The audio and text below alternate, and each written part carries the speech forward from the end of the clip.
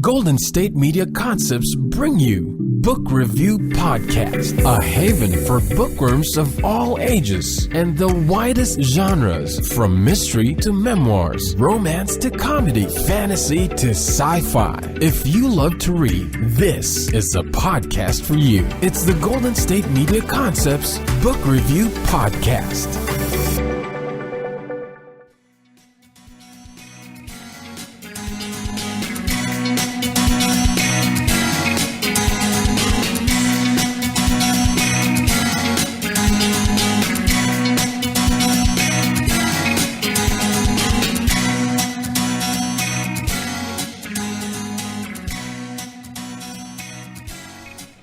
Hello and welcome to the GSMC Book Review Podcast, brought to you by the GSMC Podcast Network. I am your host, Sarah, and I am happy to be hanging out with you on this very rainy Tuesday. It's very rainy here. It might be very snowy where you are because the rest of the country is being dumped on by snow. We just have a ton of rain, which is causing leaks. And yesterday, something happened in our house. Our dog encountered a skunk. I don't know, maybe not. I mean, the dog didn't really smell like it encountered a skunk. I mean, there's a skunk smell, but I was able to give him a bath and scrub him about 6 times, and he's good. But the house smells like, I don't know, the skunk rolled in diesel fuel and ate a bunch of cabbage and then came in and rolled around on all the carpets. I don't know. If you've ever had this experience, let me know, because we have been battling the olfactory nightmare, as I've taken to calling it, for the last 2 days, and it's really disgusting. So that's what's going on in my life. I hope that even if you are buried under snow, you don't have an olfactory nightmare, and that the snow isn't causing too many problems. At any rate, enough of a weather report and my strange life. I'm happy to be here with you for another interview. Today I am interviewing author Jana Richards. She is a multi-genre author, and we are talking about one of her contemporary romances today. She also writes paranormal romance and historical romance. She has a broad range of different genres that she likes to write in, all in the romance genre, but with all of the subgenres in there. Today, as I said, we are talking about contemporary romance and the first book in her Masonville series. Masonville is a small town in North Dakota, and this is the first in the series. Let me give you the description of that book. Lauren didn't intend to sleep with her brother-in-law Cole on the day of her husband's funeral, but now that she is pregnant, she's not sorry. Cole's given her a baby, a long-wished-for miracle. He's been her friend forever, though she never told him or anyone else how unhappy her marriage to his cheating brother was. And she's afraid to tell the small town that considered her husband a hero that the baby isn't his. Cole's been in love with Lauren since he was 16. It kills him that everyone believes the baby is his dead brother's. All he wants is to claim the baby and Lauren as his own. Though she marries him, will Lauren's heart ever be his? Lauren must tell the truth or risk losing Cole. Is her newly discovered love for him greater than her fear of scandal in her hometown? Now, if you've never lived in a hometown, you might be thinking, what's the big deal? Who cares? If you have lived in a small town, you know exactly what's going on, because you know that people are going to be talking about you. My hometown is about 1,000 people, and the Masonville is a fictional town in North Dakota, just outside of Bismarck, and it's about 5,000 or 6,000 people. So compared to my hometown, it's big, right? It's a metropolis, but it's still very small, and people talk. I can still tell you all of the so-called scandals that happened in my hometown. Were they true? Probably. Some of them. Were they exaggerated? Oh yeah.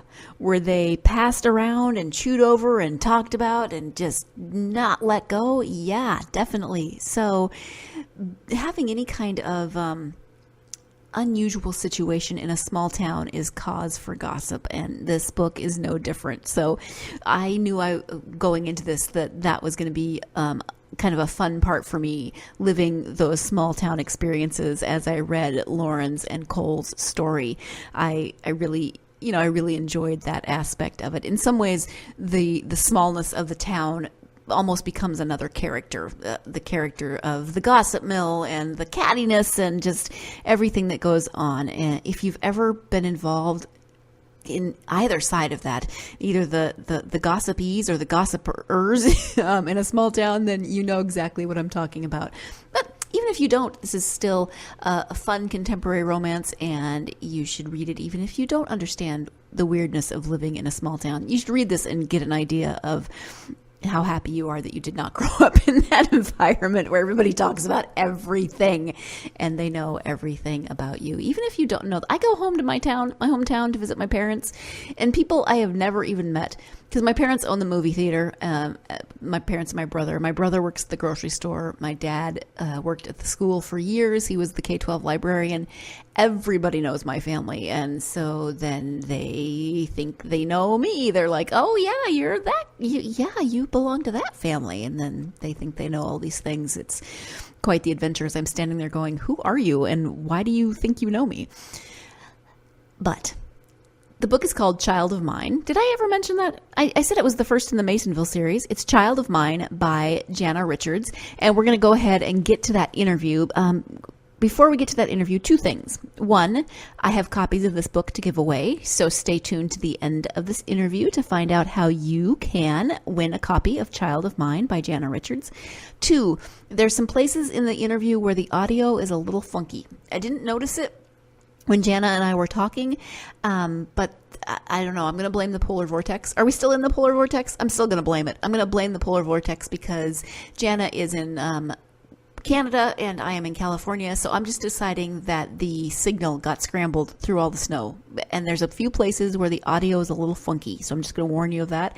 I did what I could to tone it down, temper it, but I wasn't able to get rid of it altogether. So just be warned, but if you could just stick with it, it's only in a few places, and Jana's a lot of fun, so you definitely want to check out the interview. And I'm going to stop talking now and let Jana do the talking. So here we go with my interview with Jana Richards about her first book in the Masonville series, Child of Mine. Hi, Jana. Welcome to the podcast. Thank you. Glad to be here. It is wonderful. It's wonderful to have you here, and we are here to talk about your newest book, Child of Mine. Before we get to the book, I'd love for my listeners just to get to know you a little bit. So if you could share a little something about yourself. Well, I've been writing for a number of years. I've got about 18 books published now.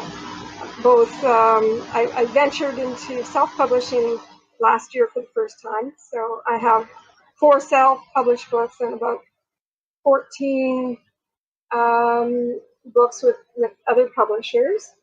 I love romance. I love the message of romance. And I guess writing is something that feeds my creativity, and I just enjoy it very much. Great, thank you. So let's go ahead and talk about Child of Mine. Can you tell us a little bit about the story? Well, I love a friends to lovers story, and I wanted to write one with just a bit of a twist. Lauren and Cole have been friends since high school, and even after Lauren marries Cole's brother Billy and moves away from North Dakota, they remain friends. But what Lauren doesn't realize is that Cole's always been in love with her. He was too shy and too unsure as a teenager to tell her how he felt, and then once she married his brother, of course, he couldn't go there at all. But he's never stopped loving her. Mhm. Yeah, and so what was you said you've always wanted to write a friends to lovers story. What was your inspiration for this particular story? I don't know. I think I wanted to show, this is a series, so I wanted to show everyone in the series having to overcome some kind of trauma or heartache in their past. And for these people, it's the heartache of, well, for Cole anyway, it's the heartache of unrequited love. And for Lauren, it's the heartache of a marriage that didn't work out for her. It wasn't what she had hoped or thought it was going to be. So, and I also wanted to show that, you can make mistakes. Things can go wrong, but it's never too late to start over again either. It's never too late to create the life that you want with the person you want to be with. You just have to have the courage to do it. And I really I like to give readers that kind of message of hope in books. That it's never too late. Okay, thank you. And so talk a little bit more about the main characters of Lauren and Cole. What about them do you think might resonate with readers? Well, they're both hiding truths. They're both hiding things from themselves, from each other, from the people around them. Just like most people do, we hide things that are unpleasant. Cole, of course, is hiding the fact that he's loved Lauren forever because he thinks he can never live up to his brother. He's compared himself to his brother all his life and feels he comes up short. His brother was a hockey star and sort of a hero in this small town, and he doesn't feel he can live up to him. And Lauren is hiding the truth about her marriage, her 5-year marriage to Cole's brother. Billy cheated on her almost from the beginning of their marriage, and she was on the brink of leaving him when he's killed in a car accident. They're both hiding the truth about Lauren's baby. Everyone thinks her dead husband is the baby's father, and that Cole marries her, just to help her out, being a good brother or something. I don't know, but just to help. No, that doesn't sound right. But he's doing it out of the goodness of his heart. But she's too humiliated to tell everyone that her family and her small town that her baby was conceived on the day of her husband's funeral, on the day that she turned to Cole for comfort. And out of their grief, this baby was conceived. And Cole tries to hide the fact that how much it hurts him that she won't acknowledge that he's the baby's father. Mm-hmm. So there's a lot of hiding going around, and until they can bring everything out into the open, they don't have a chance. So, truth always come out. So there is your introduction to Child of Mine by Jana Richards. We do have to take a quick break, and when we come back, we're going to talk about that small town aspect of the setting of Masonville. So stay tuned. You're listening to the GSMC Book Review Podcast, and I will be right back. Still on the search of that one true love? On the limbo in this crazy world of dating, marriage, relationships? Well, listen to the Golden State Media Concepts Relationship Podcast, your one-stop podcast for everything about relationships.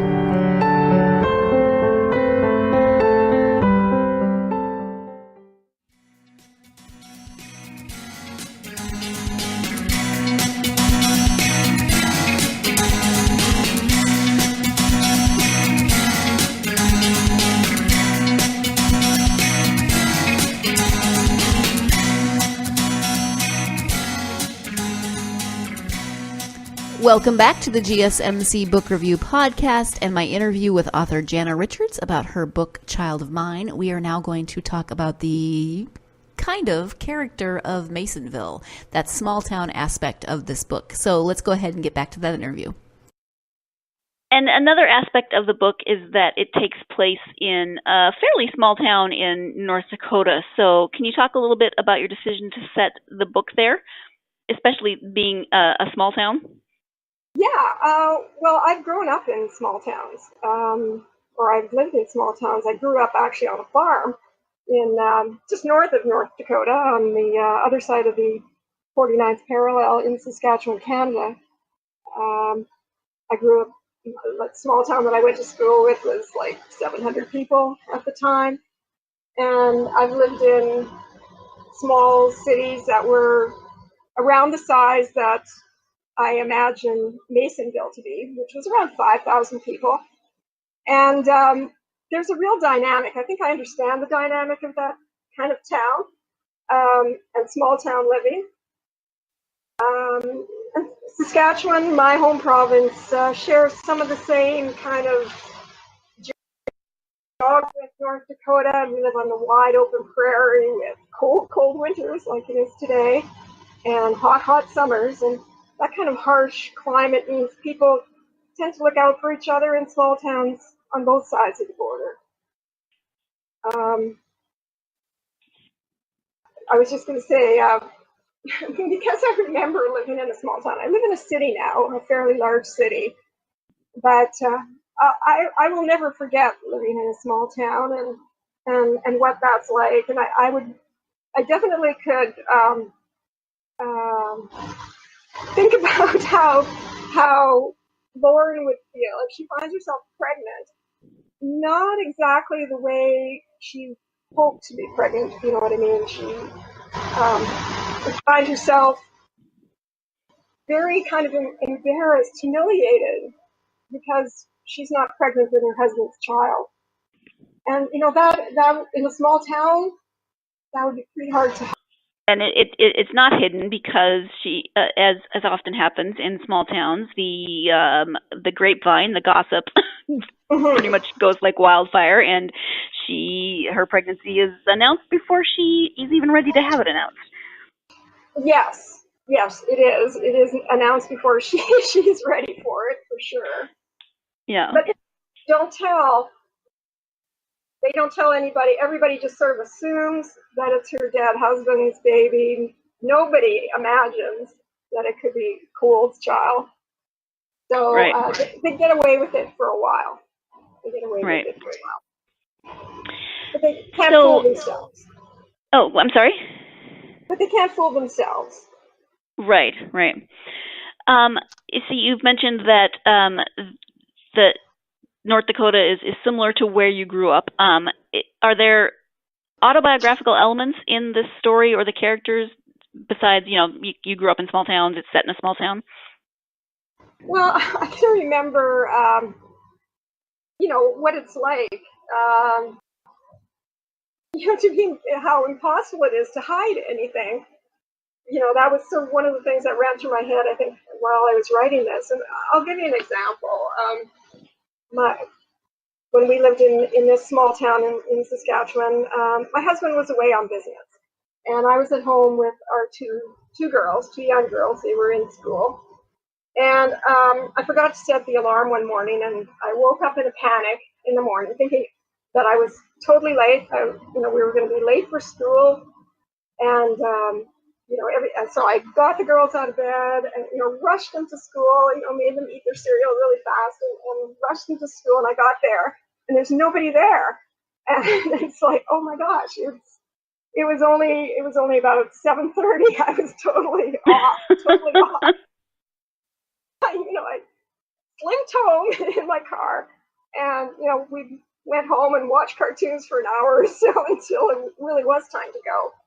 And then later that morning, I got a call from my daughter's kindergarten teacher, and she said, somebody saw you at school early this morning, and we're just wondering if everything's okay.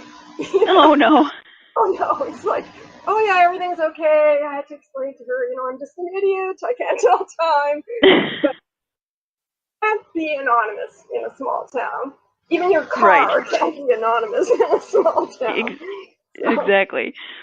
So it was that kind of feeling that, no matter what you do, someone's going to notice you. Someone's going to take notice of what you do. That was the sort of feeling I went with in this book. But there's also the other side, the flip side of living in a small town, where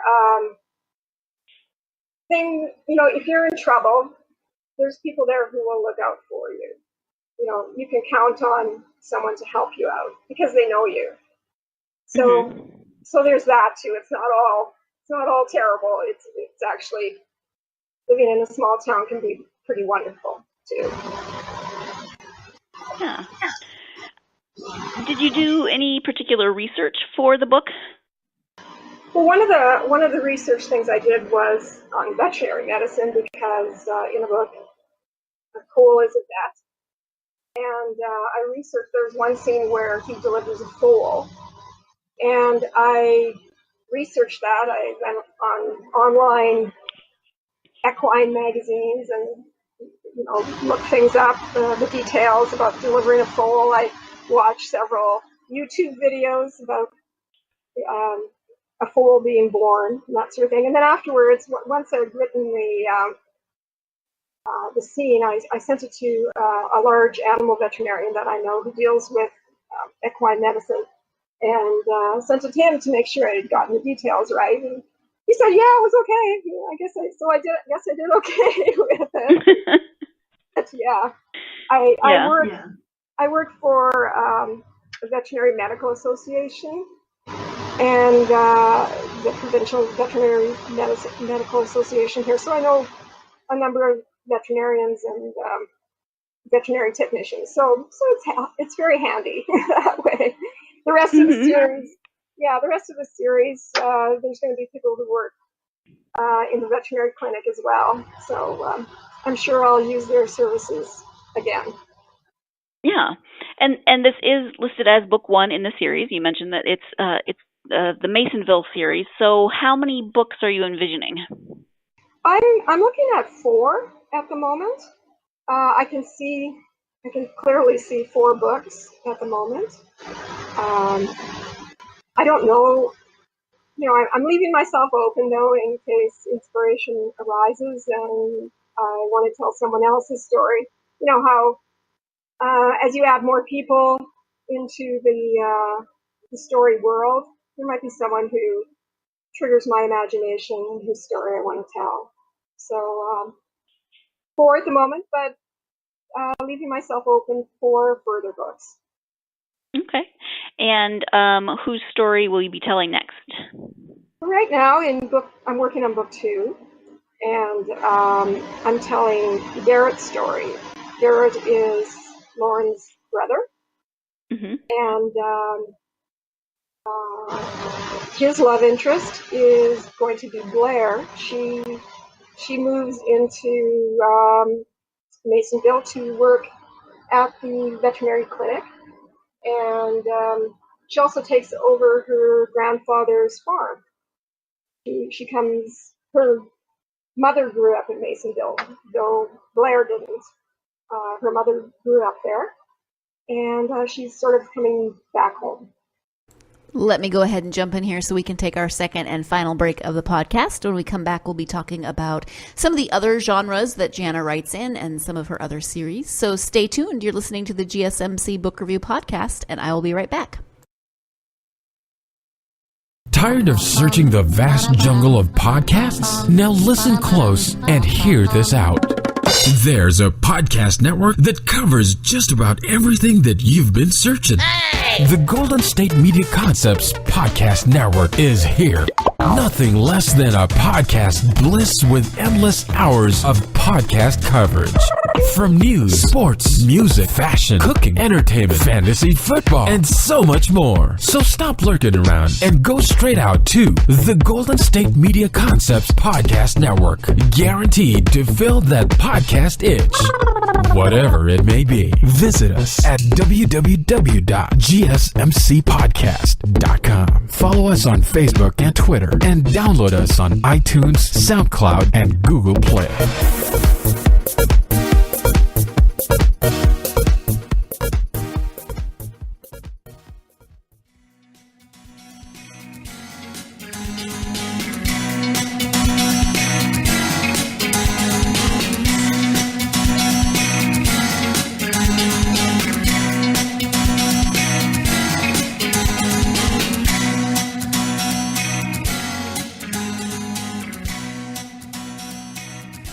Welcome back to the GSMC Book Review Podcast. We're just going to go ahead and jump right into the conclusion of my interview with Jana Richards.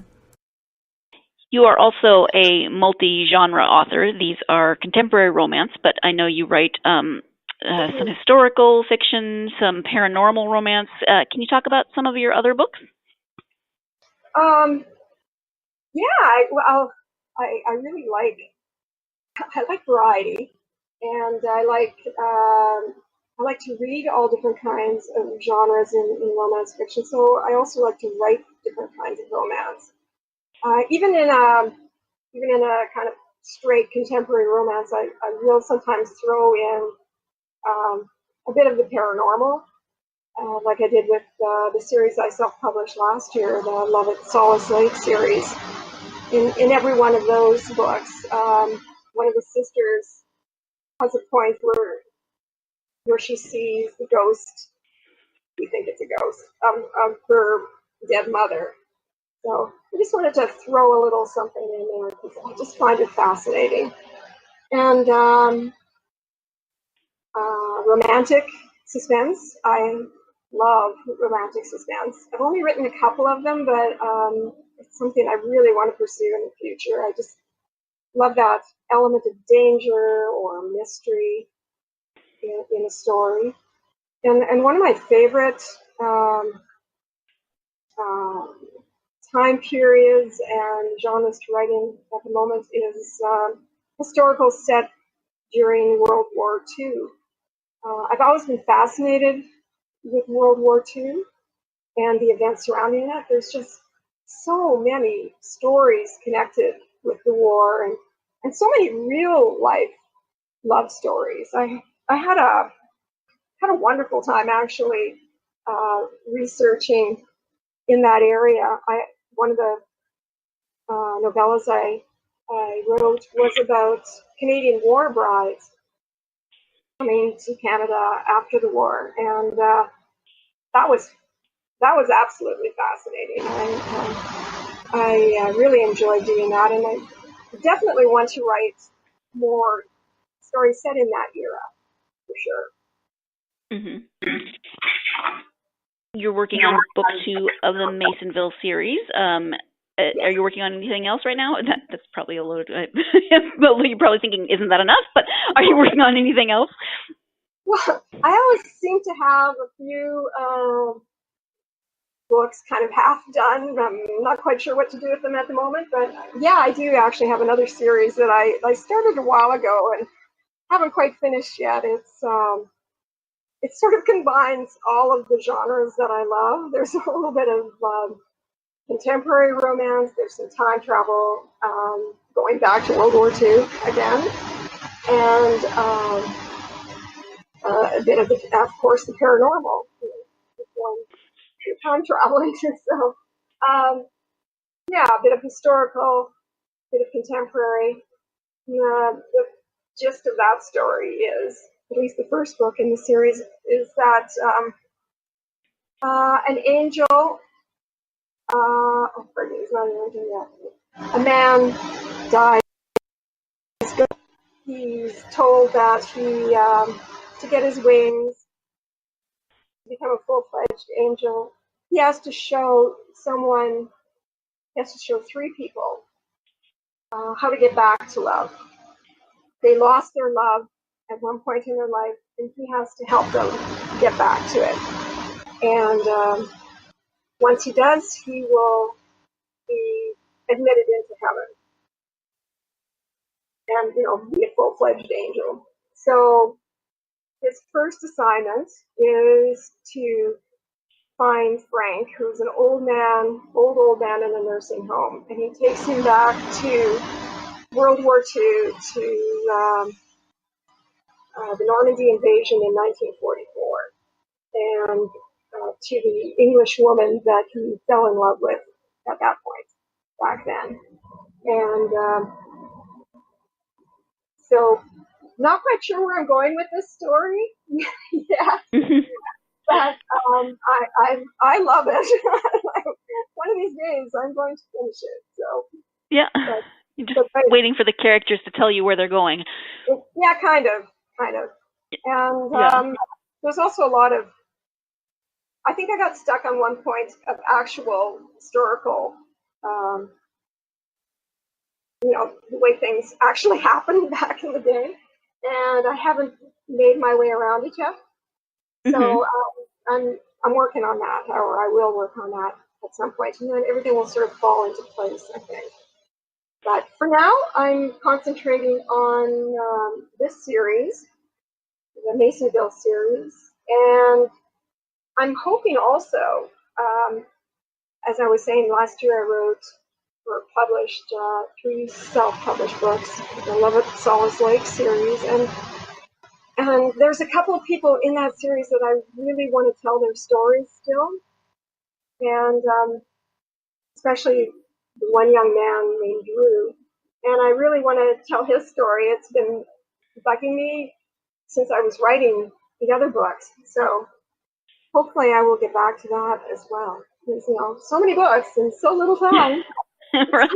So it works. You've been writing for a while, obviously. When did you start writing? Was it something that you've always wanted to do? I probably started writing in the early 90s.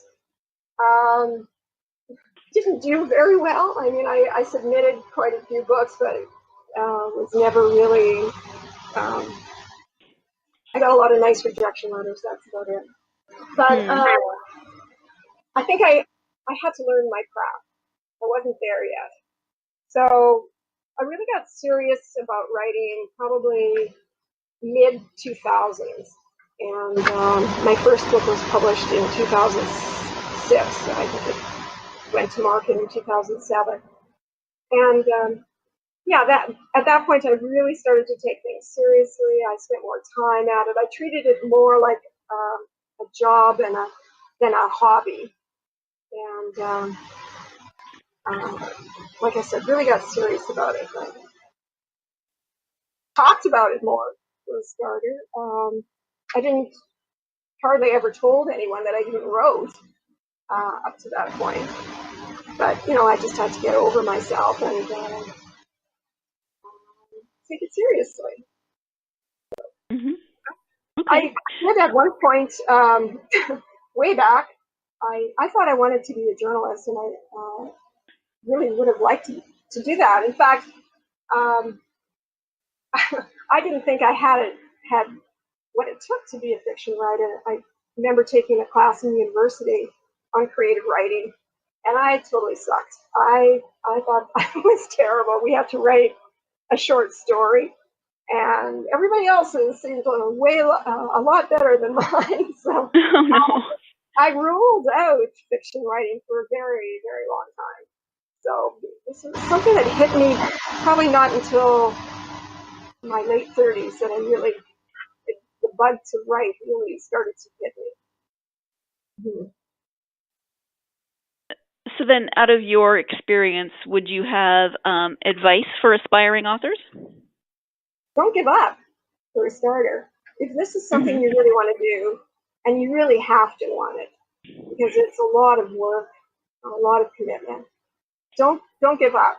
Keep trying to learn your craft, and you do that by writing every day or as much as you can.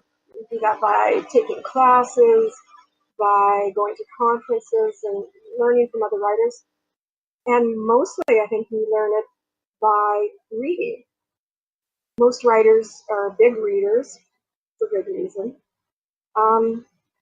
That's how you learn. You learn from the best. Take what other writers have done and not copy, but emulate. Discover what they do, what works in their stories. Okay. And when you do take the time to read, what do you have favorite genres, favorite authors? Oh yeah, I love historical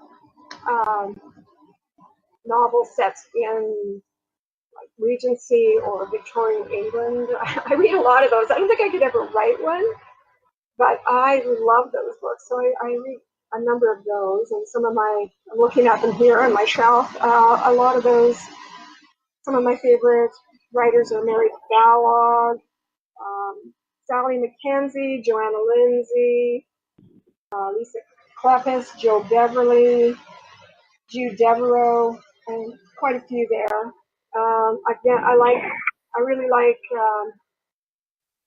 romantic suspense, like I said, and Suzanne Brockman's one of my favorites there. Nora Roberts for suspense. And contemporary, I read a lot of contemporary too. Some of my favorites right now are Susan Mallory, Jill Shelvis, Nora Roberts again. I mean, too many to even say. I really do have a lot of favorites, so I try to read as widely as I can. Yeah. Okay. There's always favorites that you want to read over and over and over again. I think that's true for most readers. Yes. All right. Thank you for that. I know you have a website, so if you can tell people your website and where they can find you on social media. Yeah, my website is janarichards.com, and I also blog a fair bit at janarichards.blogspot.com. Also, I blog on a group blog called The Word Wranglers, wordwranglers.blogspot.com. Blog with some friends there, some writing friends. We have a lot of fun there. If you go to my website, I have all my social media icons there, like Facebook, Twitter, Goodreads, that sort of thing, BookBub. You can find all of my contact information there at janarichards.com. Okay, thank you so much. So we've talked about quite a few things in terms of writing and your books, but is there anything that you wanted to mention that we haven't covered? Let's see. I think the one thing I wanted to say is that I love to hear from people. That would be great. Just give me a shout out through my website. The other thing I wanted to talk about was about emotion in books. That's what I really strive for when I write. That's what I appreciate when I read a book. So I'm always striving to make readers feel something. To feel the betrayal. In this series, I want them to feel the agony of past traumas. I want my readers to connect to my characters through emotion. And I guess the other thing I wanted to say is, if someone had never heard of me before, and they probably haven't, I want to give them an opportunity to try one of my books. So I do have a romantic comedy free online. You can find it at any bookstore. It's called Rescue Me, or you can find it on my website. If you go to janarichards.com/books.html, you can find Rescue Me. Like I said, it's a contemporary romantic comedy, and I call it Book One in my Victorian Mansion series, because the books take place in a Victorian mansion in Toronto. And if you like that book, there is a second in the series. It's called Take a Chance on Me, and you can either buy that book, or if you sign up for my monthly newsletter, I give it to you for free. So that one's called Take a Chance on Me, and I hope readers will take a chance on me and give it a whirl. Okay, wonderful. Thank you. And thank you so much for taking time to talk with me. I really appreciate it. Thank you. I appreciate the opportunity. Well, it was wonderful to have you on the podcast. And so the book, again, is Child of Mine. It's the first in the Masonville series, and looking forward to the second one. I kind of thought maybe that's where you were going with her brother as the next, that he might make an appearance. So I'm intrigued to find out more about his story. I haven't settled on a name for the book yet, but I'm thinking A Better Man at this point. Well, I'm looking forward to that, and thank you again. Thank you. Thank you so much again to Jana for taking the time out of her weekend to talk to me about her book, the first in the Masonville series, Child of Mine, as well as some of her other books, and just thoughts on writing and reading and all of that great stuff that I love to hear about from my authors. So thank you so much to Jana. Thank you, as always, to my listeners for joining me. I hope you'll join me next time. But before we get to that, I did mention at the beginning that this is a book I have copies to give away. So if you are interested in some great contemporary romance set in a small town, then you should definitely sign up for a chance to win a copy of Child of Mine by Jana Richards. It's very easy to do. All you have to do is go to our social media pages, Facebook, Twitter, and Instagram, and comment on the post with episode 140, Interview with Jana Richards. That's it. Go to those pages, Facebook, Instagram, or Twitter, and comment. Please like and share and all of that, retweet, all of that good stuff as well. But in order to enter the giveaway, you do have to leave a comment. So share, tweet, do all that good stuff. Like, but also comment, because this is a great book and you should definitely check it out. So please enter that giveaway and leave comments too. I love to hear from you. Thank you again so much for joining me. Thank you again to Jana. I hope you all will join me again on Thursday when I've got some great children's books that I will be talking about. So stay tuned for that.